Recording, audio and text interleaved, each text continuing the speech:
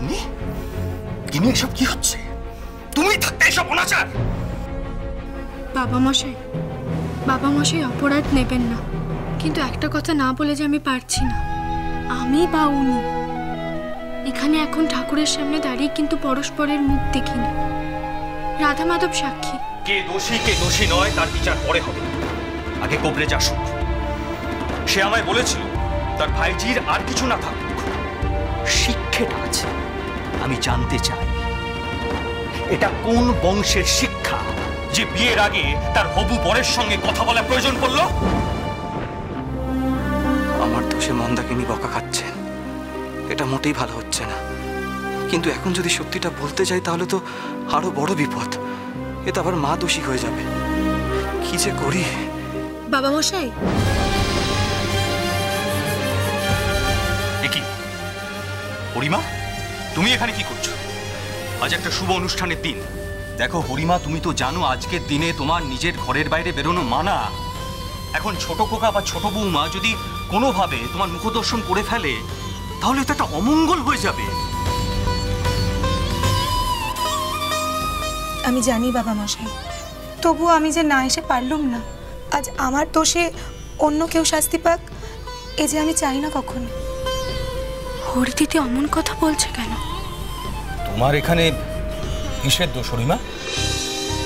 বাবা মশাই, মন্দা তো আগে থেকেই ঠাকুর প্রণাম করছিল। ছোটদাদা তো সে কথা জানতো না। ছোটদাদা তো ঘর থেকে বেরিয়ে নিচেই যাচ্ছিল। আমি ওকে পিছু ডাকলুম, বললুম ঠাকুর ঘরের সামনে এসে দাঁড়াতে। কেন তুমি পিছু ডাকলে কেন? আজ ছোটদাদার আইবুড়ো ভাতে আমি ওকে একখান উপহার দিতে চেয়েছিলাম।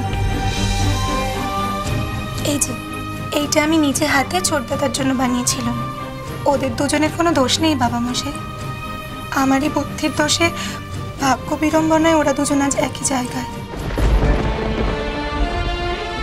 এমন করে সব দোষ নিজের ঘাড়ে নিয়ে নিলি হরি? অত্যন্ত অন্যায় কাজ করেছো। তোমার কাছে এরকম অর্বাচীনের মতন কাজ কিন্তু আমি আশা করিনি। তুমি একবারও ভাবলে না এর ফলে অনাথ তোমার মুখদর্শন করে নিচে যাবে? সেটা ওর পক্ষে কতটা অমঙ্গলের হবে বলো তো?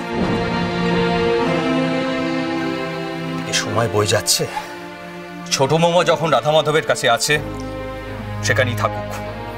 গিন্নি, তুমি ছেলেকে নিয়ে নিচে যাও, ভালো করে গোবর জল ছিটিয়ে ওকে শুদ্ধ করে দিও। তাও ভালো ছোট মোমা বুদ্ধি করে পেছন ফিরে থাকায় সে অনাথ বা হরি কারুর মুখ দেখেনি, রাধা মাধব রক্ষা করেছে। কি হলো হরিমা, তুমি এখন এখানে দাঁড়িয়ে আছো? যাও ঘরে যাও, আর 4 দিনের মধ্যে তোমাকে যেন বাইরে না দেখি। যাও।